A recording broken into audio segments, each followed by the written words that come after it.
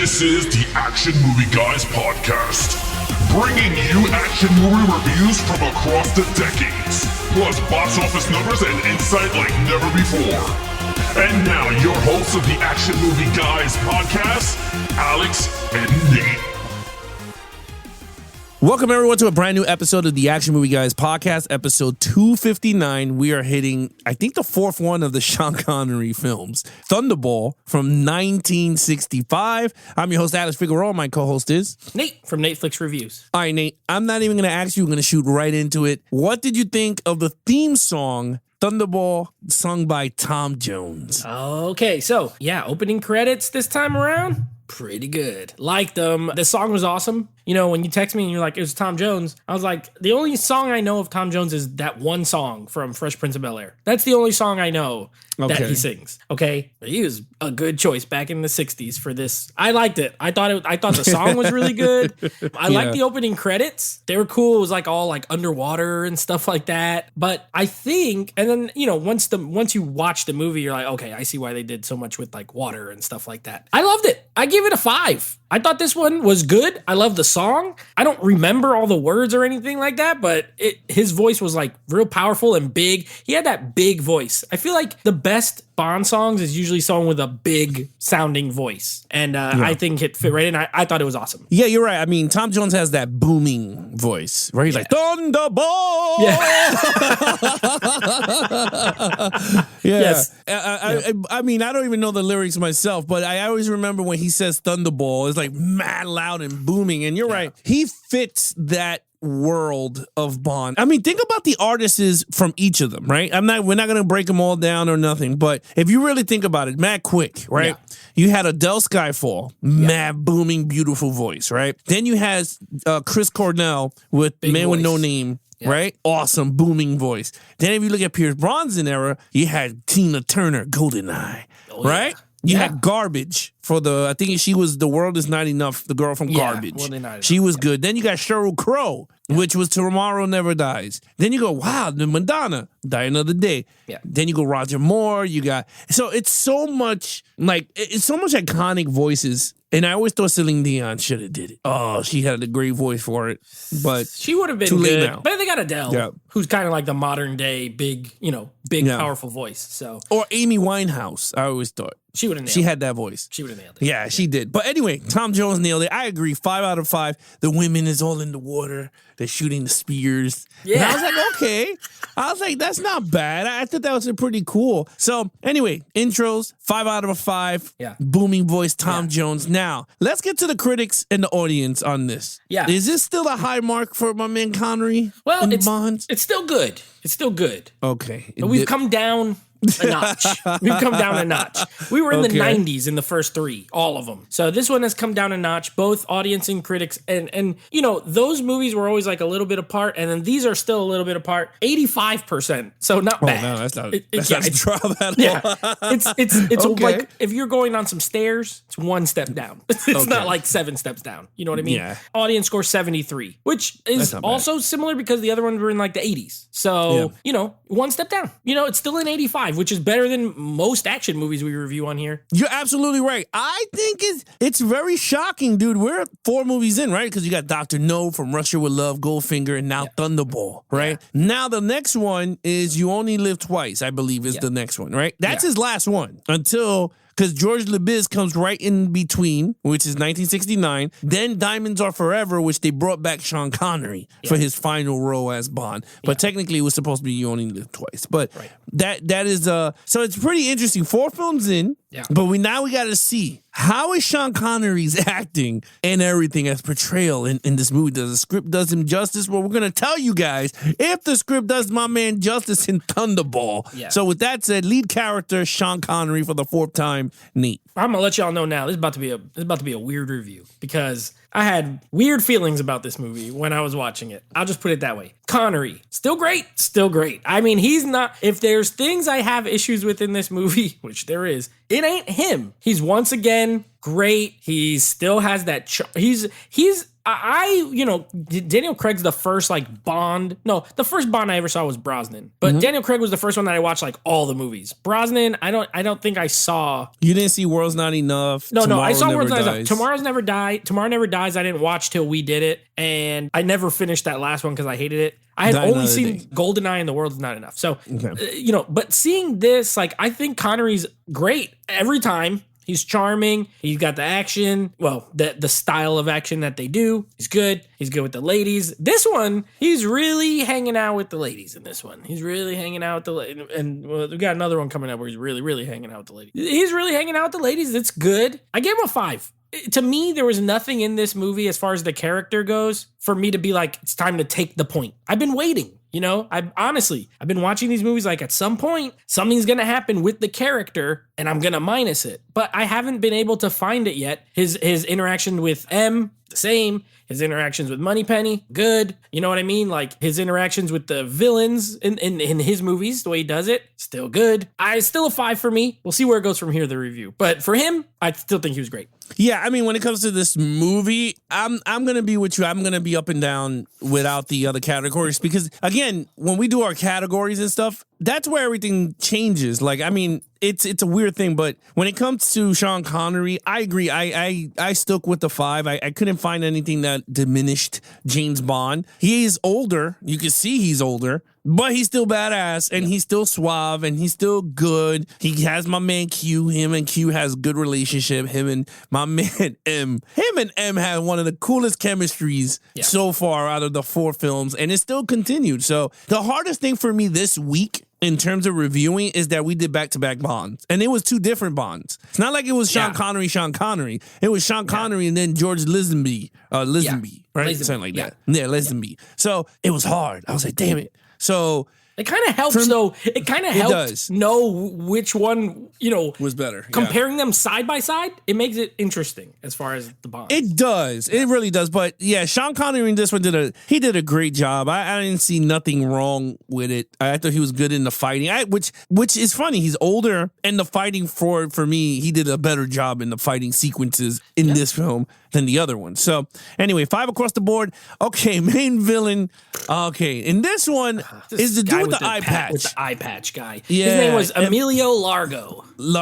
From Spectre, the Spectre agent. And there was also the lady, too. Fiona Volpe. Well, we could go with Emilio because he was mostly in the movie. Yeah, they're both Spectre, though, is what I mean. I gave him a 2. He's just a chubby guy who has, he's rich. He has a pool of sharks. He has all the, what do you call it? The accessories? Accessories, of a villain. Yeah. He's got the cool house, the lady. He's got the shark pool. Who has that? Nobody. But he got one. He got the pool that has a thing that goes over it so you can let the sharks in and eat people. He's got a submarine. He's got all the toys. But this man has no charisma. He has no character. And you're coming off Goldfinger, who was great. Goldfinger was great. And I think that also hurts. Like, you're coming off of one of the better villains, especially in these first few, and he's just kind of there. He just looks like someone's grandpa, you know what I mean? Like, he got an eye patch. They gave him an eye patch to try to make him maybe more menacing, but he's not menacing. He does get involved in the action, at the end, the underwater action and stuff. But I didn't like him. I didn't like him. I had to look up his name because already he's very unmemorable. A 2. I didn't really care for him. Yeah, when it comes to the villain, I was leaning towards the 2 and the 3. And I went with the 3. I said, he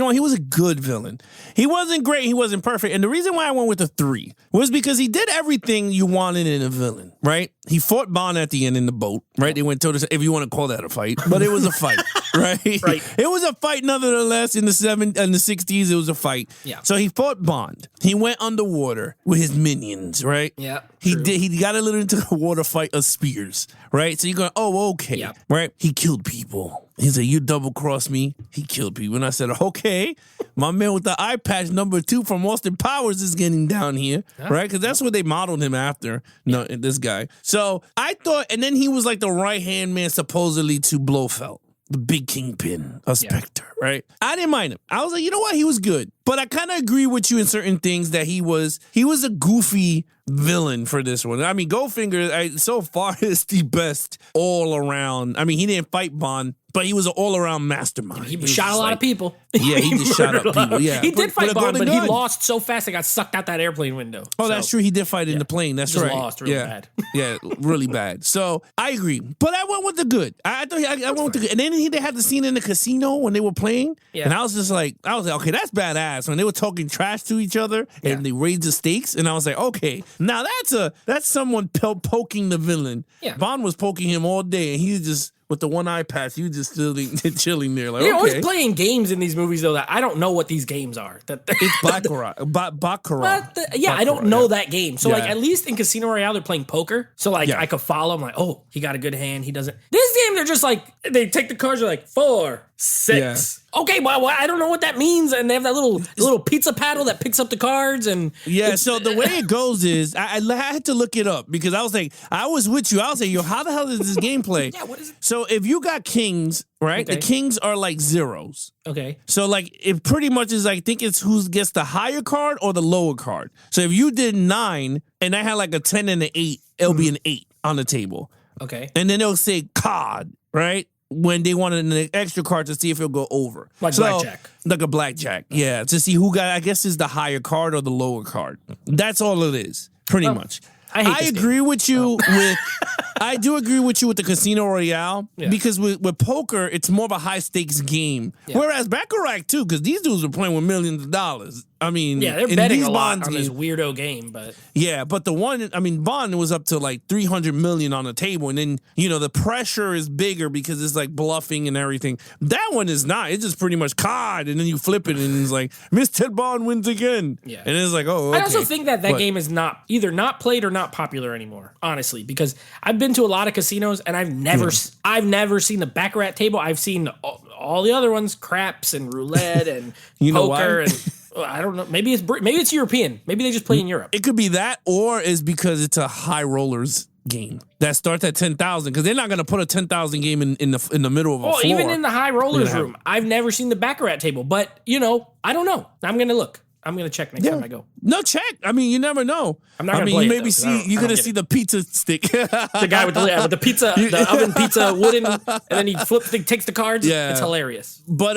anyway, let's go backward. But okay. But yeah, it's a 3 for me. You gave it a 2. Action scenes. Okay. I had be honest. I had one score. I had one score in my mind the whole movie until the end, and then it changed to a different score. Now, I don't know where you're going to go with this, but I'm watching from Nate's perspective. Mm-hmm. And this movie has at the very end you had a cool shot, like a cool scene where there's like a giant Navy boat, almost like a military boat, like shooting cannons at this other speedboat that is like that has a green screen window that makes it look like it's going 2,000 miles an hour. But then when they show it on the outside, it's going like regular boat speed. It's shooting. And then these guys come out with machine guns and they're... That was awesome. That was awesome. So I gave it 1 extra point for that part because I gave the action a 2 in total. And I was at a 1. And I'm going to tell you why. I absolutely hate. And this goes for almost all movies. I can name 1 or 2 exceptions. I hate underwater action. I do not like it. I've never liked it. It's so slow. That doesn't make sense. If you ever punch somebody underwater, it doesn't hurt because the water stops your force. And this man is literally, James Bond literally chops a guy in the arm and he drops the knife as if they were standing on land. That might work.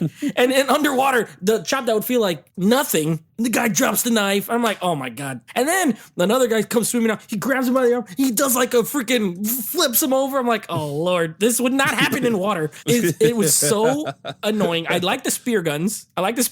Those are cool. But I'm not a fan. I really, really hate underwater action scenes. Are like, we're going to escape on this little underwater submarine. The guy gets on it and it's like so slow. Everything is slow. And then there's no music. So all you hear is you don't even hear any sound effects. I do not like it. And this movie has a ton of underwater, thus the water at the beginning. And I had no idea that Thunderball was an underwater movie. So I hate it. Granted, I hate it in most movies. I think Aquaman, I like that because it defies physics and they're going fast and there's lasers and stuff. Other than that, I can't name many. I hated it in G.I. Joe. Remember in the first G.I. Joe, there's like underwater submarine. I'm like, oh my God, I absolutely hate, unless it's Russian submarines and it's suspenseful. I don't like it. So I gave it a 2 for me. I think you're going to give a better score in the sense of maybe audiences will relate more. But if you are like me, if you're listening to this and you hate underwater action, this movie is a ton of underwater action. And I don't really like that. So for me, it's a 2. Yeah. Okay. So when it comes to this movie, I do have a lot of problems with Thunderball. When it comes to action, and it's not being picky. I'm not trying to be picky at all because I know the technology was not there in the 60s. Yeah. My problem is the green screens are so bad. Oh, yeah. And it's very noticeable. Very noticeable. And again, I'm trying to stay out of that whole, like, we live in 2023, everything is realistic, and blah, blah, blah, blah, blah.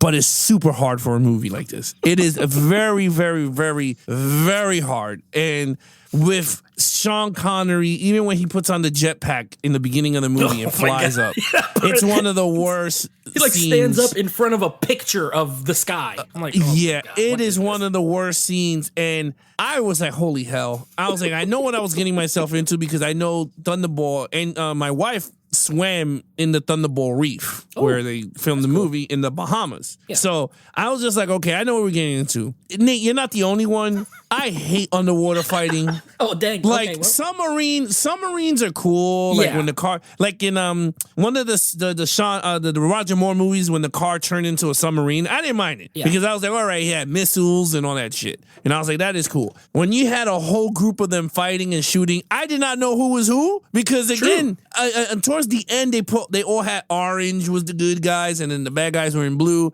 But it was just so chaotic underwater. It did not work for me underwater. I agree with you. So I deducted points there. The driving with Sean Connery, I didn't like it because it was green screen that looked really bad. And Goldfinger had some good driving scenes that looked pretty good, and it was green screen. And I was like, okay, he is in a green screen, but he didn't make it look obvious. He looked suave in it. This one looked kind of obvious. Yeah. Like he's doing this, and the car's going that way. And I was just, like, oh, Lord. So, but they had some positives. There was some good parts in it. Like Sean Connery was really good hand to hand. When he fought everybody hand to hand, I was like, he really did a good job fighting these guys. Some parts they showed that it wasn't him, but it was okay. It is what it is. I gave it a 3. I thought it was good enough for this type of movie. I was just like, you know what? I looked at it because I was going to go with a 2. But then I looked at all in the entire picture from ocean to land. I was just like, okay, it's a Bond movie. So I was like, I gave it a 3. I was like, I can't go higher than 3. So I was like, it was good enough for this type of ocean movie. I will say this to your point. I would agree. And I think if you don't have that problem of like maybe people, there are probably people who love underwater stuff. And in that case, it's actually really well done. You know, like as far as having to direct that many actors underwater to do fighting and shooting, and it looks good for what it is. I just hate underwater action. So remember when he was underwater and he saw Bond there? He went, yeah. Do you also remember that they used the same shot 4 times of Sean Connery looking left like this, and then doing something? It was the same shot every time. I counted it 4 times. He's just like this, and then they cut long, and then he's swimming somewhere. And I'm like, oh, bro, they're just recycling the same shot. We have someone in our Patreon, Robert, gave it a 5. I don't know what he's talking about. And I don't think he's watched it recently. There's no way that this is a 5 out of 5 action unless you just love slow motion punching and soft underwater kicks and punches. That wouldn't hurt. That wouldn't hurt anybody. No, I mean, I agree. And then, of course, Jay Manley gave it a 3. He agrees. Yeah, he gave it with me. So, again, overall, I think the action fit the movie. But again, I think because of the lack of technology, I guess you got to say, kind of hindered it. Except the end by those machine guns and freaking bombs and rockets. That was pretty good. My only gripe with the end, bro, is when they're fighting in the cockpit and the boat is going 100,000 miles per hour. I'm leaving that part out because it made me laugh. I was just laughing the whole time. That and when they in the safety raft and the plane yoinks them out. That's the plane's just gonna hold on to her like flying through the sky. Whatever. But the boat part made me laugh so much. All right, storyline. All right, it's not. The storyline's pretty good. It's not as good as the last two, I think. I will give it credit. It's easy to follow, unlike the first one, which was still like just, I still don't know what was going on. This one is pretty simple. You have this, the Spectre organization. They are stealing some nuclear missiles so that they can hold the governments hostage, pretty much. NATO and all this stuff. You know, like all the governments. We're going to blow up the earth if all the governments don't give us. It was like $180 million or whatever it was. So easy plot. That's it. Now here's where I will deduct a little bit. The path to get to that was unnecessarily confusing in the sense of you get the beginning part with Bond. You're walking around, you got the guy with all the bandages on his head. And like, they took like a really long time to explain that they have like a double that's replacing the pilot. And then even with that, like that storyline goes nowhere. He does it. He holds them up. He's like, I want more money. And then as soon as the plane crashes in the water with the underwater lights, which also made me laugh, they're like, light up the underwater runway. Okay, and sure. They still had a rough landing. And they could see it from the sky. Okay. So then it lands and then they just kill him down there. And that's it. And it's like, man, we spent a good 15 minutes at the beginning of the movie setting that all up for not a good payoff. So the one issue I have with this movie, that being said, it ties into it. The pacing of the story, the way it plays out, is too slow. It's way too slow. It's not as slow as another one we're going to talk about, but it's this one's 2 hours and 10 minutes. And I think it could have been an hour and 45 and it would have been better. I would have gave it a higher score. I gave it a 3. I think it's good, but again, I didn't love the villain. I did think the plan was pretty easy to follow. Also, I didn't love the pacing of it, like the way everything happened. It just felt like there was a lot of stuff they could have cut and they just left it in anyway. So honestly, with a trim, a 4. I would have gave this a 4, but it's like some of this stuff just unnecessary. So a 3 for me. I agree with you. I gave it a 3. I thought it was a good, solid movie. Very generic storyline. Oh my God, they stole 2 nuclear warheads. We're going to hold you ransom for $2 billion. And I was just like, oh my God. And it's like, we're going to get 007 in there. I was just like, I agree with you. There were some parts that were kind of slow. I was just like, But when Bond was antagonizing the Emilio's character, I was like, okay, that's like when Bond is doing his stuff on screen, I was like, all right. When he forcefully kissed the girl, and I was just like, Jesus, I was like, this dude is just forcefully like kissing her, and I was just like, all right, it is what it is. I mean, it had everything, right? You had Q gets his gadgets, which he used them, which is actually pretty cool. The rocket launcher in the beginning, I mean, the whatever you want to call it, his escape route, which was so bad. I like the car that shoots water out the and it was funny, right? Because they changed it. Yeah. It was supposed to be an oil slick. And then it shot water cannons. And I was like, what? So, and it was funny because it was like next to a fire hydrant. So it looked like they connected it to the fire hydrant and turned it on. Yeah, because there was a lot of water. Like, how you got that much water in that car? Where is it stored? That's a big ass tank in that whole ass Aston Martin.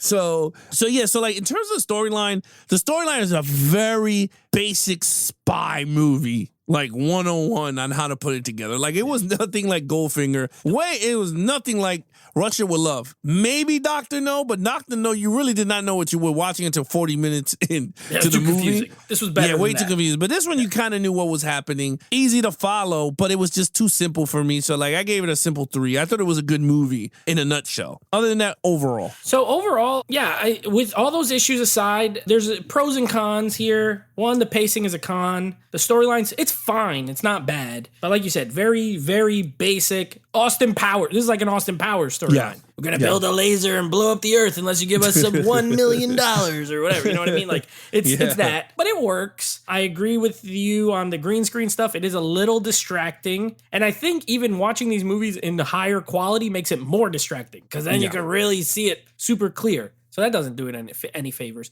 I won't hold it against it. I'm not going to minus a point for it, but I will say it is distracting to watch at times, the green screen. Connery's good. This movie got 2 secret weapons in it, though. My girl Domino and that Fiona Volpe lady, because them ladies were fine. This one got... this movie... Listen, I always try to avoid not sounding like, but this movie got the best ladies, Nate ladies in this. I mean, I love both of them, and one of them's bad, but I still liked her. I was like, I would have got killed, too. She would have got me. She would have tricked me. And then Domino, oh my goodness gracious. Oh, Domino's gorgeous. gorgeous. Both of them, amazing, gorgeous. Bond. I gotta say, none of these movies have had any ugly women. But these two have two especially gorgeous women in it. So that helps. That helps the runtime. Like one of them is pretty much always around. Also, it's in the Bahamas, so it looks great. It's tropical. You had mentioned that before. You know, I do love a good tropical setting. So that was cool. But on the whole, I think the storyline and the lack of cool action, it keeps it at a certain level for me. So I gave it a 3. I think it's good. I didn't hate it. I do like it. I would watch it again, knowing, you know, going in. It has a great theme song, has a good score. So, but it's just good. I feel like it's kind of baseline, good Bond, not exceptional, but definitely not bad. I agree. I gave it a 3 too. I think it's a solid sequel. It feels more like a 2 sequel than a 4. Like, you know what I mean? Like a sequel after a first movie. Yeah. This is what this feels like. I enjoyed it for what it was. I love underwater movies. Not fights, but I like when they show underwater stuff, like with the cameras and stuff. And it's all practical. It's not like they were really in the Bahamas shooting this damn thing. And then you could tell when they were in tanks in the other. So, like, I liked it. You're right. The two main chicks were gorgeous. Bond was really good. Q was good. M was really funny in this one again. Yep. He always messes with 007. I thought it was pretty good. And there was one scene, I think it's in this one, when they're in the office and Bond has the photo and he goes, boss or whatever. He goes, M, he goes, I would like to take my job to the Bahamas. And he goes, why? He goes, I seen that guy dead. And the guy goes, impossible, 007. That guy was flying the plane. He goes, if 007 said he's dead, oh yeah, then that I was believe this he's movie. dead. Yeah, that was with the double. Yeah, that was very funny. If 007 says he's dead, then I believe him. It had that part because it had that part earlier where they are meeting in that big room and he walks in late. Like, now that we're all here, we can. It had some good humor. This movie was kind of funny, which I liked. It was. Yeah. So, and then Phoenix Lighter was actually really funny in this too. Yeah, who was that guy though? Did it change the actor every time? Him. Yeah, they changed him. Yeah. So times. He's not the original, but he was actually really funny in this one. Other than that, yeah, it's a solid 007. You're right. The score was amazing still. We got 4 movies in. And it's so 60s, and I loved it. Yeah. It felt, and I always like it because it's like, it's all generational pieces. And that's why I'm collecting them in the vinyls format, because I like listening to all of them because you can hear like where they came from, like time period. It's like a time capsule of movie history, and I liked it. I thought this worked very well. So I give it 3 total points. Total points for me comes out to a 15 out of 25. Which is kind of just like an average of 3 across the board. You know, like, I thought it was solid. It was entertaining. It was good. I still hate... I agree with one thing you just said. I like underwater movies. I don't like underwater action. Just action. I don't... Unless it's in boats or things that... Like, fighting underwater, it doesn't make sense to me. I don't know. Like, if I punch you in the face, you're not going to get knocked out underwater. That's just not going to happen. Or Little Mermaid.